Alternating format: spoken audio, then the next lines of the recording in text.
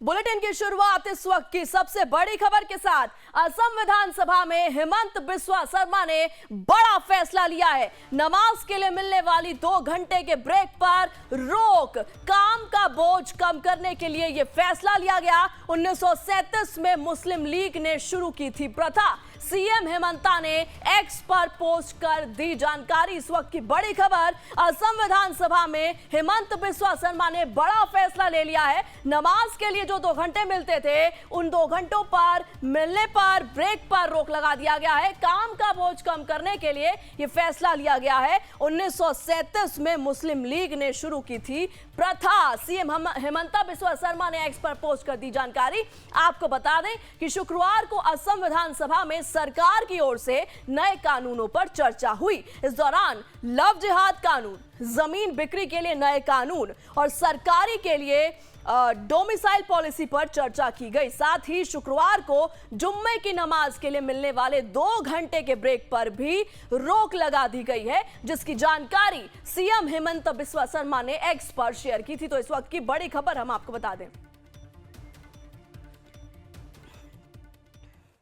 चलिए अब आपको ग्राफिक्स के जरिए समझाते हैं किस तरीके से इस वक्त एक्शन में है हेमंता बिस्वा शर्मा। असम में 2 घंटे का जुम्मा ब्रेक खत्म कर दिया गया है। इसके अलावा हर शुक्रवार दोपहर 12 से 2 बजे तक होती थी छुट्टी, जिस पर अब रोक लगा दी गई है। अगले शुक्रवार को नमाज के लिए छुट्टी नहीं मिलेगी। 90 साल पुराना नियम खत्म कर दिया गया है। 1937 में मुस्लिम लीग के सैयद सादुल्लाह ने इसकी शुरुआत की थी।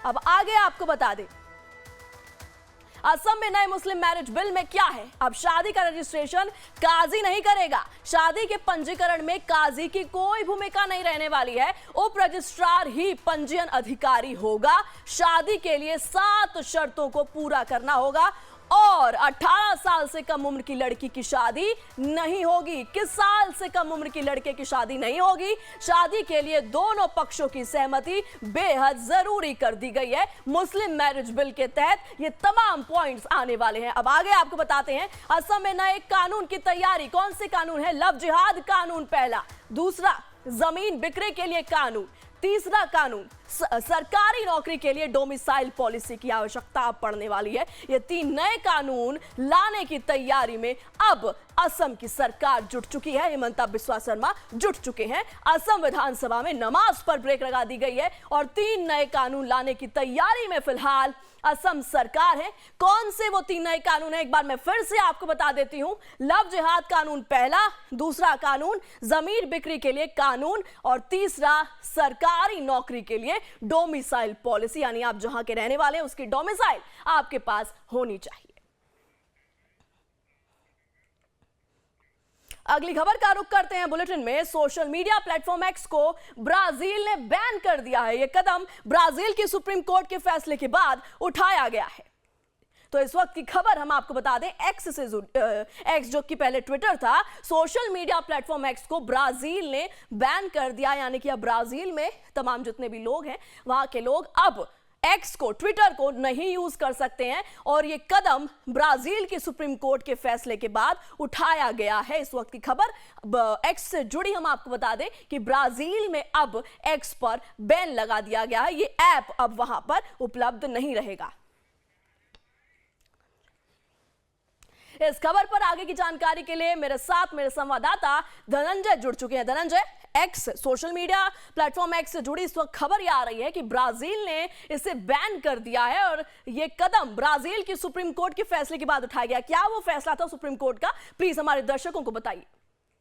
सुप्रीम कोर्ट ने कहा था कि ट्विटर से कि आप हमारे यहाँ ब्राजील में कोई अपना लीगल रिप्रेजेंटेटिव नियुक्त करेंगे, उसके बाद ही हम ये इसको बैन को हटाएंगे। इसके मद्देनजर रखते हुए ट्विटर ने ऐसा नहीं किया, जिसके बाद सुप्रीम कोर्ट ने वहाँ बैन लगा दिया। बैन के रूप में सुप्रीम कोर्ट ने 28 करोड़ रुपए का उसके ऊपर जुर्माना भी लगाया है और साथ ही साथ ये भी कहा है कि जब तक इस आदेश का पालन नहीं होता उससे बैन नहीं हटेगा। साथ ही साथ जो ट्विटर की वहाँ रिप्रेजेंटेटिव हैं उनको भी, उनके तो तमाम खाते हैं वो भी सील कर दिए गए हैं। साथ ही साथ इसके अलावा जो वहाँ स्टारलिंक प्रोजेक्ट चल रहा था उसको भी बैन कर दिया, क्योंकि और इसके बाद एलन मस्क का जो बयान आया है, उन्होंने कहा है कि किस तरीके से फ्री स्पीच को रोकना चाह रहे हैं, किस तरीके से ये फ्री स्पीच को दबाना चाह रहे हैं, क्योंकि लगातार जो एलन मस्क हैं फ्री स्पीच के बड़े हिमायती रहे हैं, वो लगातार फ्री स्पीच की बात भी करते रहे हैं, क्योंकि जिस तरीके से अभी यूएस में इलेक्शंस भी हैं तो जिसको लेकर वो बड़े मुखर हो रहे हैं कि और लगातार वो फ्री स्पीच की बात करते हैं, क्योंकि जिस तरीके से उन्होंने जब ट्विटर पर आए और किस तरीके से डोनाल्ड ट्रंप की भी उन्होंने वापसी कराई, तो कहीं ना कहीं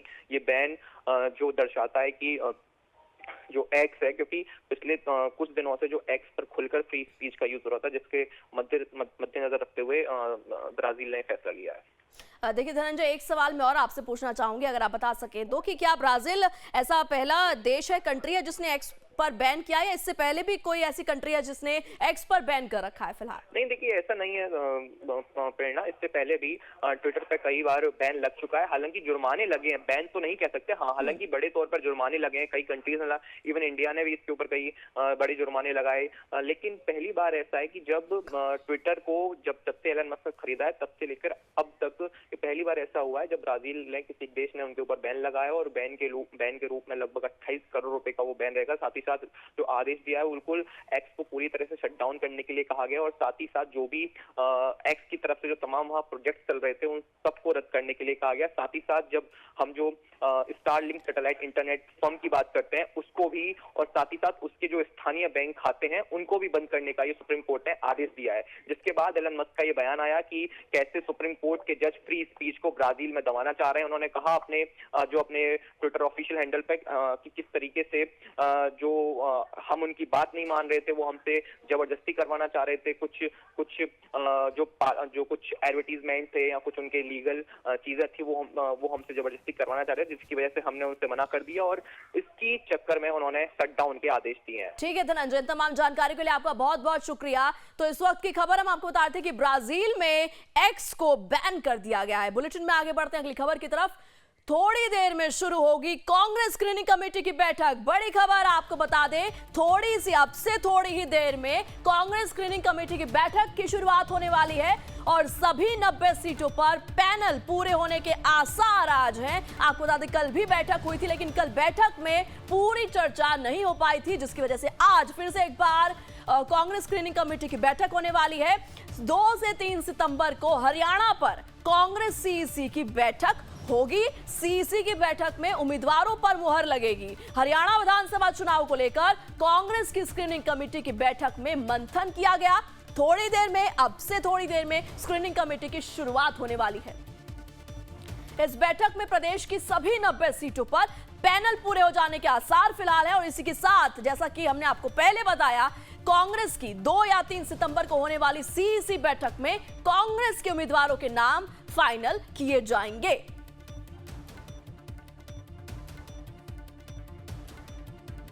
चलिए अब कांग्रेस स्क्रीनिंग कमेटी में क्या क्या रहने वाले हैं, क्या मुद्दे होने वाले हैं, इसको हम ग्राफिक्स के जरिए आपको समझाते हैं। सभी 90 विधानसभा सीटों के लिए मंथन किया जाएगा। 2000 से ज्यादा उम्मीदवारों के नाम पर चर्चा होगी। 28 मौजूदा विधायकों के टिकटों के लिए भी चर्चा की जाएगी। इसके अलावा केंद्रीय चुनाव समिति को लिस्ट सौंपी जाएगी। 2 या 3 सितंबर को कांग्रेस सीईसी की बैठक होगी, और बैठक में उम्मीदवारों पर मुहर लग सकती है। इसके अलावा आपको बता दें, कांग्रेस के टिकट बंटवारे के 5 फॉर्मूले इस बार क्या रहने वाले हैं। सांसदों को टिकट नहीं दिया जाएगा। आपको बता दें, हमने अभी आपको बताया कि कांग्रेस स्क्रीनिंग कमेटी की बैठक किस तरीके से खास रहने वाली है, और अब विधानसभा चुनाव से पहले 5 फॉर्मूले क्या अपनाए हैं कांग्रेस ने। सांसदों को टिकट नहीं दिया जाएगा, चुनाव हारे नेताओं को टिकट इस बार नहीं मिलेगा, दागी नेताओं को भी इस बार मैदान में नहीं उतारा जाएगा, पार्टी छोड़कर फिर से शामिल हुए नाम को खारिज कर दिया गया है, और विधायकों के टिकट कटने जरूरी इस बार नहीं माने जाते। 5 हथकंडे, 5 फॉर्मूले कांग्रेस के इस बार विधानसभा चुनाव 2024 में रहने वाले हैं। और इसके अलावा बता दो, थोड़ी देर में ही ये स्क्रीनिंग कमेटी बैठक जो है वो शुरू हो सकती है। अगली खबर, खनौरी शंभू बॉर्डर पर आज किसानों का महाजुटान होने वाला है। पिछले 200 दिनों से किसानों का प्रदर्शन जारी है, और किसान दिल्ली आने पर अड़े हुए हैं। किसान के आंदोलन के 200 दिन पूरे होने पर आज बड़ा प्रदर्शन होने वाला है। शंभू बॉर्डर की तस्वीरें आप देख रहे हैं। इस प्रदर्शन में कुश्ती खिलाड़ी विनेश फोगाट भी शामिल हो सकती हैं, तो अपने आप में ये इवेंट बड़ा हो जाता है, प्रदर्शन बड़ा हो जाता है, क्योंकि इसमें शिरकत करने वाली हैं विनेश फोगाट। एमएसपी पर कानून, किसानों के कर्जा माफी जैसी मांगों को लेकर किसानों का आंदोलन पिछले 200 दिनों से लगातार जारी है, लेकिन आज का दिन क्योंकि ज्यादा महत्वपूर्ण है, क्योंकि शंभू बॉर्डर पर आज किसानों का महाजुटान होने वाला है। तमाम किसान एक साथ आएंगे। क्या आगे की एजेंडा रहने वाला, इस पर देखना होगा, लेकिन आपको बता दें इससे पहले पिछले 200 दिनों से किसानों का प्रदर्शन जारी है। इस खबर पर आगे की जानकारी के लिए हमारे साथ हमारे संवाददाता शालिनी जुड़ चुके हैं। शालिनी, इस वक्त की बड़ी खबर, किसान आंदोलन जैसा कहीं ना कहीं नजारा दिख सकता है, क्योंकि शंभू बॉर्डर पर आज किसानों का महाजुटान होने वाला है। क्या अपडेट है इसके अलावा?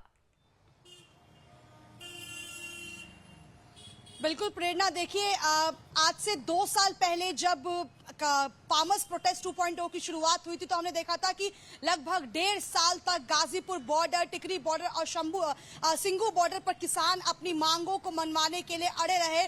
कृषि कानून को वापस लिया गया, लेकिन साल 2024 में ठीक 2 साल बाद फरवरी में किसान फिर उन्हीं तीनों बॉर्डर पर दिल्ली कूच करने की कोशिश करते हैं। हालांकि आपको याद होगा कि दिल्ली पुलिस प्रशासन और केंद्र सरकार की तरफ से किस प्रकार से किसानों को रोका गया था, और वो कड़ी मशक्कत के बाद भी दिल्ली कूच नहीं कर पाए थे, क्योंकि बॉर्डर्स को पूरी तरीके से जो है सील कर दिया गया था। जो गलती किसान आंदोलन 1 में पहले में हुई थी, वो चाहते थे कि वो दूसरी गलती दोबारा से ना हो। ऐसे में एक बार फिर से अपनी मांगों को मनवाने के लिए एमएसपी को लेकर जो लगातार कहा जा रहा है कि उसको लेकर केंद्र सरकार कोई कानून क्यों नहीं बनाती है, कर्जा माफी को लेकर अभी भी इन मांगों को लेकर किसान कहीं ना कहीं अड़े हुए हैं। ऐसे में शंभू बॉर्डर पर आज बड़ी संख्या में जो किसान हैं वो वहां पर इकट्ठा होंगे और इसको लेकर जो है आक्रोश जाहिर करेंगे। हालांकि खबरें इस प्रकार से भी आ रही हैं कि वहां पर विनेश फोगाट शामिल हो सकती है, क्योंकि अगर आप पहले आंदोलन की बात करें तो बहुत सारे जो बड़े चेहरे हैं वो उन्होंने किसान आंदोलन में हिस्सा लिया था, उनका समर्थन दिया था। ऐसे में एक बार फिर से विनेश फोगाट अगर समर्थन देती है तो ये जो किसान आंदोलन होने वाला है वो आने वाले दिनों में और बड़ा हो सकता है, क्योंकि हो सकता है कि मेरा अगला सवाल इसी से जुड़ा था कि जैसे हमने देखा था पेरिस ओलंपिक से के बाद किस तरीके से विनेश फोगाट की लोकप्रियता में बहुत हाई लेवल पर इजाफा हुआ था, तो अगर वो इस आंदोलन से जुटती है तो कहीं ना कहीं आंदोलन और बड़ा हो सकता है और बहुत भारी तादाद में लोग इसके समर्थक भी हो सकते हैं, अगर खासतौर पर हम बात पंजाब और हरियाणा की करते हैं तो। बिल्कुल, देखिए विनेश फोगाट की लोकप्रियता पंजाब और हरियाणा दोनों में बहुत ज्यादा है। ऐसे में अगर विनेश फोगाट किसानों को समर्थन देने के लिए आज वहां पहुंचती है तो आंदोलन एक बड़ा रूप जरूर लेगा, क्योंकि विनेश फोगाट कहीं ना कहीं खबरें इस बीच में ऐसी भी आ रही थी कि राजनीति में एंट्री ले सकती हैं और किसानों के हित को लेकर लगातार हमने देखा कि किस प्रकार से विपक्ष इस मुद्दे को चुनाव के दौरान उठाता रहा है। अगर एक शालिनी, इन तमाम जानकारियों के लिए आपका बहुत बहुत शुक्रिया।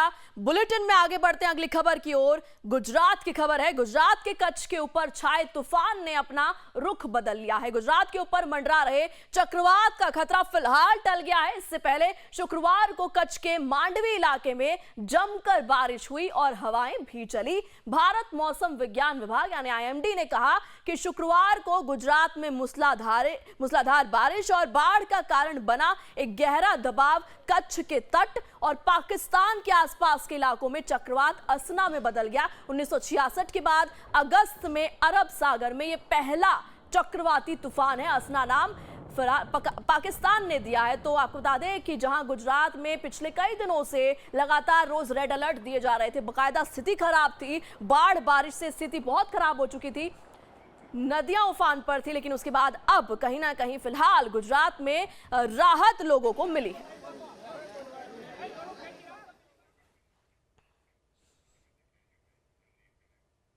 अब आपको ग्राफिक्स के जरिए बताते हैं कि गुजरात में किन किन जिलों में किन किन जगहों पर आज रेड अलर्ट है। मोरनी, इसके अलावा सुरेंद्रनगर में अलर्ट है, पोरबंदर हो गया, राजकोट,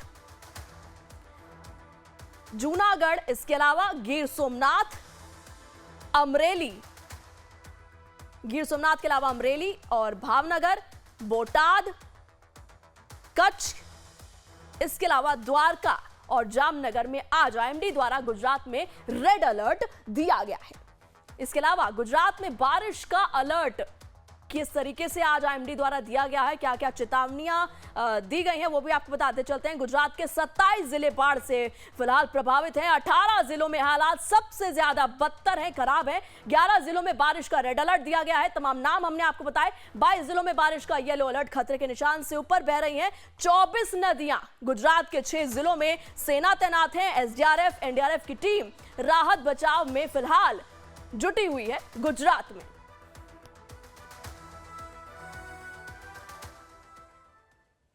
गुजरात के वडोदरा में बाढ़ से भारी तबाही हुई है। अब प्रशासन ने बाढ़ की तबाही के बाद सफाई अभियान शुरू कर दिया है। उम्मीद है कि जल्द ही वडोदरा के लोगों की जिंदगी फिर से पटरी पर लौट सकेगी। पेश है एक रिपोर्ट। तबाही मचाने वाले बाढ़ के बाद गुजरात के वडोदरा शहर में अधिकारियों ने बड़े पैमाने पर सफाई अभियान शुरू कर दिया है। इस बड़े काम में दूसरी नगर निगमों की टीम भी शामिल हो रही है। शहर में सब कुछ पटरी पर लाने के लिए सफाई, हेल्थ केयर, बिजली और सड़क से जुड़े कामों को तरजीह दी जा रही है। बाढ़ की सबसे ज्यादा मार झेलने वाले इलाकों में से एक सयाजीगंज के परशुराम भट्टा में शुक्रवार सुबह राहत के काम की शुरुआत हुई। 17 सफाई टीमों को काम पर लगाया गया। पानी पूरा उतर गया है, जिसकी वजह से अब जो बारिश के बाद की परेशानियां होती हैं, जैसे जो वाटर की वजह से कीचड़ हो जाता है, तो वो हो गया है। तो अभी हमारी अलग अलग जगह से, सूरत से और अहमदाबाद से टीम आई हुई है सफाई की, जो हमें हेल्प कर रहे हैं। यहाँ पे हमने अप्रोक्सीमेटली 70 सफाई कामदार लगाए हैं, जो जुम्बेश तरीके से सारी यहाँ के एरिया की सफाई करेंगे। जितना कचरा यहाँ पे बारिश की वजह से जो नुकसान हुआ है, वो सारा उठा के वो कई घंटों तक काम करके इसको ठीक करेंगे। सारे मशीनें, हमारी रॉबर्ट मशीन, फिर जेसीबी, ये सारी भी आई हुई है, जिससे कि जितनी भी कीचड़ का काम है तो वो सरलता से हो जाए।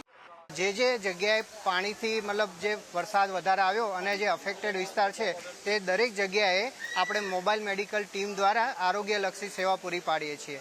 આપ જોઈ રહ્યા છો આપણી પાસે બધી જ જે દવાઓ અવેલેબલ છે અને અમારા આશા બહેનો દ્વારા ઘરે ઘરે જઈને હાઉસ ટુ હાઉસ સર્વે કરવામાં આવે છે અને જે કોઈ લોકો છે કે જે કોઈ પણ બીમારીથી હોય એમને બોલાવીને અહીંયા અમે દવા પૂરી પાડીએ છીએ। વધુમાં એ લોકોને જો ક્લોરીન ડિસ્ટ્રીબ્યુશન કે અત્યારે સ્વાભાવિક છે કે ભાઈ વરસાદના લીધે કદાચ પાણી ગંદુ હોય તો એમને પાણી ઉકાળીને પીવાનું એવી સલાહ આપીએ છીએ।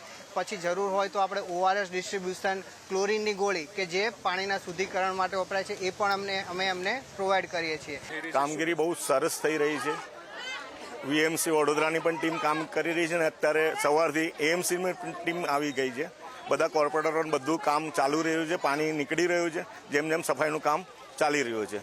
ખાસ કરીને હેલ્થ માટે મેડિકલ ચેકઅપનું ચાલી રહ્યું છે, સીએમઓ તરફથી આવી ગયા છે ને બધા પબ્લિક લાભ લઈ રહ્યા છે।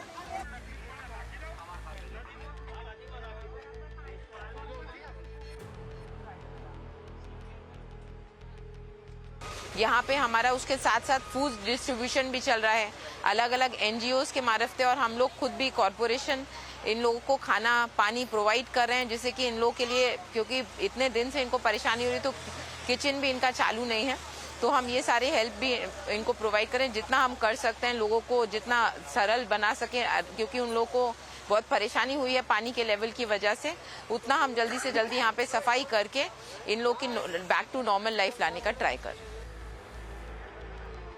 अधिकारियों के मुताबिक किसानों की सही मुआवजा दिलाने के लिए 52 टीमें फसलों के नुकसान का सर्वे कर रही हैं।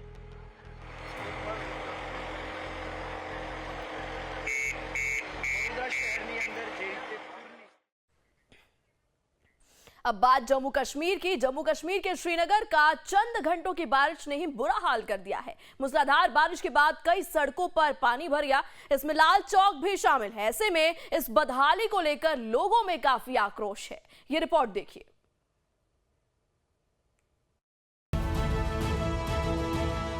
जम्मू कश्मीर के श्रीनगर में गुरुवार रात बारिश के बाद कई सड़कों पर पानी भर गया, इनमें मशहूर लाल चौक भी शामिल है। शुक्रवार सुबह लोगों को पानी भरी सड़कों पर गाड़ियां चलानी पड़ रही थी।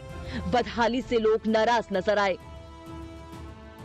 अगर यहाँ से ये दावा होता है कि स्मार्ट सिटी हमने बनाई है, स्मार्ट सिटी के प्रोजेक्ट्स जोरों शोरों से चल रहे थे और काफ़ी पैसा भी खर्च किया स्मार्ट सिटी पे, लेकिन आखिरकार हम देखते हैं कि फेलियर, अभी अगर देखें आप, ये टोटल फेलियर है गवर्नमेंट का, क्योंकि पानी जिस तरीके से जमा हो रहा है, आप देखिए गाड़ियाँ पानी में चल रही है। ये हमारी बदकिस्मती की बात है। सरकार को एक ऐसा प्रोजेक्ट करना था पहले प्लान, जिसमें प्रॉपर तरीके से पानी की, पहले जो पानी जमा होता है उसके लिए कोई वे आउट निकालना था, क्योंकि पानी जब तक जमा होगा तब तक हम किस चीज को स्मार्ट सिटी बोलेंगे। लोगों ने कहा कि श्रीनगर स्मार्ट सिटी प्रोजेक्ट में बेहतर सुविधाओं का वादा किया गया था। इनमें ट्रैफिक जैम, सार्वजनिक शौचालयों की कमी जैसी परेशानियां दूर करने की बात कही गई थी। सड़कों पर पानी भरने की समस्या अतीत बनने की बात कही गई थी। लोगों ने प्रशासन से इन परेशानियों को प्राथमिकता के आधार पर दूर करने की अपील की, ताकि स्मार्ट सिटी प्रोजेक्ट अपने नाम के अनुरूप हो। अगली खबर उत्तर प्रदेश से। उत्तर प्रदेश के प्रयागराज में गंगा यमुना नदियां उफान पर हैं। नाविकों, निचले इलाकों में रहने वालों के लिए ये मुसीबत बन चुकी है। गंगा यमुना के जलस्तर में एक बार फिर से बढ़ोतरी शुरू हो गई है। बीते 24 घंटे के दौरान दोनों नदियों का जलस्तर बढ़ने से शहर के निचले इलाकों के लोगों में हड़कंप मच गया है। यमुना का जलस्तर आंकड़े को पार करता देखते हुए प्रशासन ने नदियों में नाव चलाने पर रोक लगा दी है। इससे नाविकों की रोजी रोटी पर बनाई है। ये रिपोर्ट देखिए। उत्तर प्रदेश के प्रयागराज में गंगा और यमुना नदियों के किनारे रहने वालों को कोई राहत नहीं है। दोनों नदियां खतरे के निशान के करीब बह रही हैं। पानी के बढ़ते स्तर को देखते हुए प्रशासन ने नदियों में नाव चलाने पर रोक लगा दी है। इससे नाविकों की रोजी रोटी पर बनाई है। उनकी आजीविका श्रद्धालुओं को लाने ले जाने से होने वाली आय के ही भरोसे है। बाढ़ की वजह से हमको लोग बहुत दिक्कत है। हमारी लोग को रोजी रोटी आज 1 महीने से बंद यहाँ चल रहा है। प्रशासन ने बंद कर दिया है रोजी रोटी। थोड़ा सा बाढ़ है, यहाँ नाव बंद कर देते हैं। हम लोग क्या करें, हमारा लोग को कोई रोजगार नहीं, पर रोज खाना रोज कमाना है। जो हिसाब से निचले लोग रह रहे हैं, अगर इसी तरह बढ़ेगा तो पता चले दिक्कत और होगी और परेशानी। जैसे नया काम हो रहा है, बन रहा है, ऐसे बढ़ता रहेगा, काम ठप रहेगा। आगे कुंभ भी है। लोगों का कहना है कि शहर के निचले इलाकों में बाढ़ आ गई है। दोनों नदियों में पानी बढ़ने से महाकुंभ की तैयारियों में भी रुकावट आ रही है। इससे जो निचले इलाके में रहने वाले लोग हैं उनमें काफ़ी भय व्याप्त है, क्योंकि चूँकि एक बार वो लगभग 45 दिन गंगा जी रही हैं निचले स्थानों में, तो लोग उसमें भय व्याप्त है। लोग छोड़ने को तैयार हैं अपना घर। और यह बाढ़ अगर इसी तरीके से रही तो जो कुंभ का कार्य जो चल रहा है इसमें काफी व्यवधान उत्पन्न होगा। प्रशासन ने श्रद्धालुओं को घाटों पर ज्यादा दूर जाने से मना किया है। कुंभ मेले के लिए अस्थायी घाट बनाने का काम भी रोक दिया गया है। अब बात उत्तराखंड की। उत्तराखंड के टिहरी गढ़वाल में नदी पर पुल ना होने से गांव वालों को काफी मुश्किलें हो रही हैं। लोगों को आवाजाही करने के लिए खतरनाक रास्तों से होकर गुजरना होता है। क्या है पूरा मामला और कैसे रास्ते को पार करने में दिक्कतें आ रही हैं, ये रिपोर्ट देखिए। उत्तराखंड के टिहरी गढ़वाल जिले का सोनडाडा गांव पुल के अभाव में दुर्गम इलाकों में शुमार किया जाता है। यही कारण है कि यहाँ रहने वालों को नदी पार करके आवाजाही करने में भारी मुश्किलों का सामना करना पड़ता है। गांव के लोग जिंदगी खतरे में डालकर रस्सी ट्रॉली के भरोसे नदी को पार करते हैं, जिसे उल्टी दिशा में हाथों से खींचना पड़ता है। यही वजह है कि गांव वालों के लिए रास्ते को पार करने के लिए भयानक चुनौती का सामना करना पड़ रहा है। दिक्कतें क्या है, यहाँ बरसात में कोई आने जाने का साधन नहीं है। और क्या है, कैसे करते हो? बड़ा लगा रखा ही है, इसी में आते जाते हैं बस। अगर एक तरफ कोई नहीं है आदमी तो दूसरी तरफ हम भी आएंगे, तो इंतजार करते हैं किसी आने जाने वाले कोई आएगा तब खींचेगा इसे, बस। और क्या है इसमें। हाँ, और बच्चे वगैरह आपके? बच्चे ऐसे ही आते हैं, जैसे बैठे रहते हैं वहाँ, जब तक इंतजार करते हैं। फिर गांव वालों का आरोप है कि सरकार ने इस क्षेत्र के विकास पर ध्यान नहीं दिया है और उन्हें उनके हाल पर छोड़ दिया है। सरकार ने लगाई थी पिछली बार 2022 में, जब आपदा आई थी यहाँ पे 22 में, यहाँ पे आपदा आई थी तो ये बना था, ये ट्राली बनी थी। उससे पहले हम लोगों की खुद की ट्राली थी, 2 बार भई चुकी हो। उसके बाद तो जब हर साल आपदा आ ही रही है, भूस्खलन हो रहा है, कहीं कुछ हो रहा है, कहीं पानी पीने को नहीं है, कहीं चलने को रास्ते नहीं है। महिलाओं का कहना है कि नदी पार करने में उन्हें खासी परेशानी होती है, खासकर तब जब कोई बीमार पड़ जाता है तो हालात ऐसे चुनौतीपूर्ण हो जाते हैं कि जीवन या मौत की स्थिति बन जाती है। पार नहीं कर सकते, जब कोई रहे तब खींचे में तब जाते हैं, अन्य भी ना वो कोई तो वैसे खड़े हो जाते हैं। कल नहीं देखा आपने, गए हम खाना रखे वहाँ पे रखे, आप गए तो आप लेके चल गए, फिर हमने वही गरारी में रख दिया, बस यहाँ से फोन करा तब आते हैं गरारी में खाना लेने दुकानदार, बस ना अपना खुद नहीं जा सकते, नहीं जा सकते, हमारा बस नहीं है ना रस्सी खींचने। बच्चे लोग तो जैसे स्कूल बच्चे चले जाते हैं, फिर जैसे मेरा लड़का है वो भी चले जाता है, फिर हमारा बस का नहीं है ना जाने। यहाँ बीमार हो गए बस तो चले गए थे, ट्रॉली खींचने वाला होगा तो चल जाओ बस, नहीं तो क्या। हमारे यहाँ तो कोई व्यवस्था ही नहीं है, हमारे यहाँ तो आज तक बस, और क्या करें, बस मर जाएंगे तो वो यहीं है और बच जाएंगे तो। गांव के निवासियों का आरोप है कि कई बार वादा करने के बावजूद प्रशासन ने उनकी समस्याओं को खत्म करने के लिए कुछ भी नहीं किया है। दिक्कतें तो हर बरसात में दिक्कत ही आती है, ऐसा तो है नहीं कि दिक्कतें ना हुए यहाँ। मैं कहता हूँ कि 60 साल की उम्र हो, 62 साल की उम्र हो चुकी है मेरे पिताजी, मेरे दादा, मेरे परदादा सब यहीं के रहने वाले थे, लेकिन अभी तक कोई यहाँ सूरत नहीं समझी, कोई मतलब विकास तो यहाँ पीछे है सब। लोगों को उम्मीद है कि गांव में बुनियादी सुविधाओं का अभाव जल्द ही खत्म होगा। हालांकि उन्हें इस बारे में संदेह है कि ऐसा कब तक होगा, उन्हें पता नहीं।